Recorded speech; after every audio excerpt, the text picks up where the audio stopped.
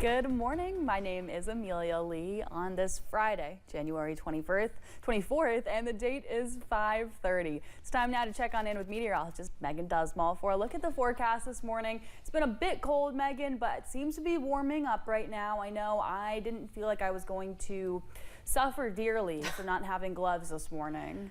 Yeah, there's some good news there. It is definitely warmer, and the temperatures we saw this morning are still warmer than the highs that we saw earlier this week. So it's very weird to say that these temperatures feel warm, but there is some good news for you there as you're heading out the door. Another thing for you to be aware of is we do have some snow in our forecast for today. We're watching that on satellite and radar. A couple of snowflakes here or there as you're heading more towards Harlan and Letcher County, and we'll continue to watch that move through our area throughout the rest of the day. You see another little patch of that snow coming towards Wayne County, Kentucky as we speak. Let's take a look at those current temperatures, though. We are in the 20s, some places in the mid-20s already, 26 in Harlan and Pikeville, and 25 in Monticello. And we'll continue to warm up as we're heading into the afternoon, getting into the low 30s to mid-30s, seeing some places in the upper 20s. Here's how we'll get to those forecast highs. Temperatures will warm up. We'll see the highest temperatures around that 3 o'clock hour, and then we'll continue to see those temperatures dip to the mid-teens for our overnight low temperatures before warming up tomorrow. Good news, Amelia, in the 40s. All right, Megan, thank you. President Donald Trump wraps up his first week in office with a trip out of Washington, D.C. today, where he will visit communities recovering from recent disasters in North Carolina and Southern California. In Washington, a final Senate vote could come as soon as today on former Fox News' host Pete Hegseth's nomination for defense secretary. Hegseth cleared yesterday's procedural vote in the Senate despite opposition from all of the Democrats and 2 Republicans, Maine's Susan Collins and Alaska's Lisa Murkowski. Governor Andy Beshear spoke at the World Economic Forum in Switzerland yesterday. It's his final day at the summit. In a video post on social media, the governor says he's talked with employers with an international presence about Kentucky jobs and possible expansions. Still amazing that we were personally invited to talk about how we've broken every economic development record in the books, that all of these companies from around the world want to hear our story, an opportunity to bring back more jobs and more prosperity. I am so proud to represent us. Governor Beshear says he played up his administration's New Kentucky Home Initiative as he worked to draw attention to the bluegrass state. Purdue Pharma and its Sackler family owners reached a new opioid settlement to resolve thousands of lawsuits. On Thursday, several state attorney generals announced the $7.4 billion national settlement. The lawsuit alleged OxyContin pain medication caused a nationwide opioid addiction crisis. The settlement calls for the Sacklers to pay $6.5 billion, with Purdue Pharma paying $900 million. Under this new deal, the Sackler family does not receive immunity from potential future opioid lawsuits. In 2024, Congress passed legislation requiring TikTok's Chinese parent company, ByteDance, to sell to a U.S. company or face a ban due to security concerns.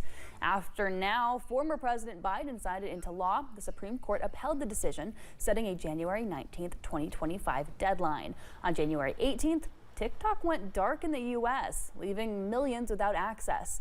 By January 19th, the app was restored after President Trump signed an executive order granting a 75-day extension. For Eastern Kentucky TikTok creator Allie Abney, the app is life-changing.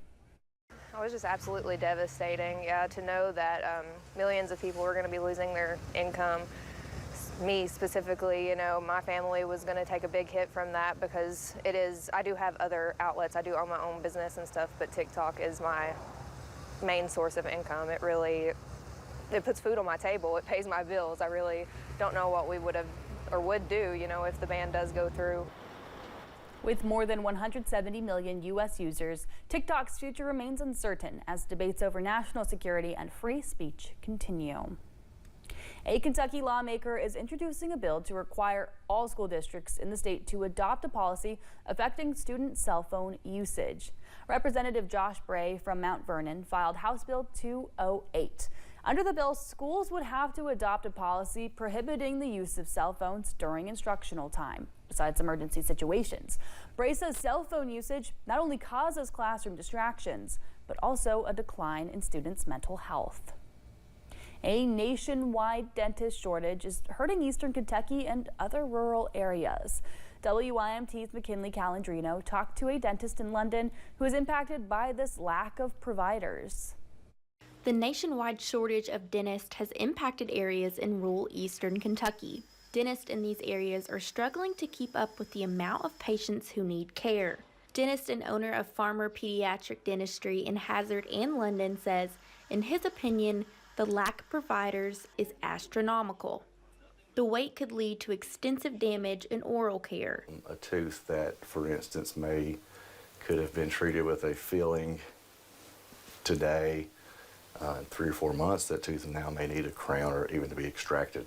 His office and staff are doing everything they can to see as many patients in a day possible. He says being a dentist is so rewarding, helping those with self-esteem. I look at it as an opportunity to impact so many lives in so many positive ways. I spoke to one Pikeville student today who wants to come back to these rural areas that need assistance and need dental professional, and she wants to help make a difference. Like it is to Farmer, Kendra Lawson thinks it is more than just where you are located to work. It's why you're doing it. There's not a lot of fun things to do, you know, as in like Lexington, you have more stuff to do. A lot of people don't want to come here and serve this county because it is so needed, and they're going to have more patients than they would there. After doing more research of the shortage, Kendra wants to serve the people of eastern Kentucky in need after she graduates dental school. In Hazard, McKinley Calandrino, WYMT Mountain News. Dr. Farmer says even adults come into the pediatric office seeking appointments. Well, the cold start of the new year will directly affect your electric bill come next month.